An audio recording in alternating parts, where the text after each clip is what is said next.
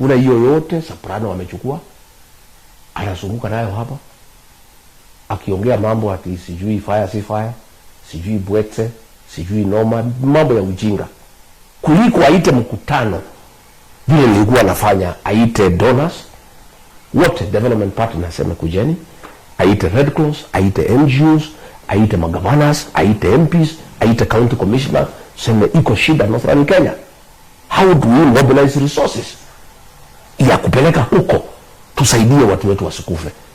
Ndugu yangu, ukifika pahali gamia inakufa, kwa maumbile ya Mwenyezi Mungu, gamia iliumbwa kwa njia ya kwamba inaweza vumilia kiangazi more than human beings and all other animals.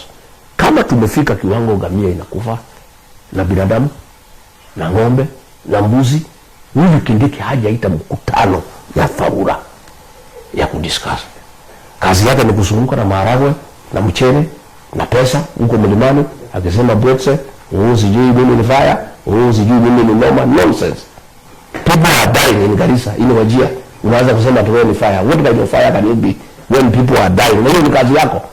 Why can't the deputy president, yule alipewa kazi ambaye hakutafuta na hakupewa na mtu yeyote, aite mkutano of the development partners, mkutano ya ONGOs, Red Cross na nani na kila mtu, governors, mimi tuseme national government itatoa pesa kiasi hii, counties mtoe pesa kiasi hii, mimi donor partners tusaidiane na pesa kiasi. That's what I was doing.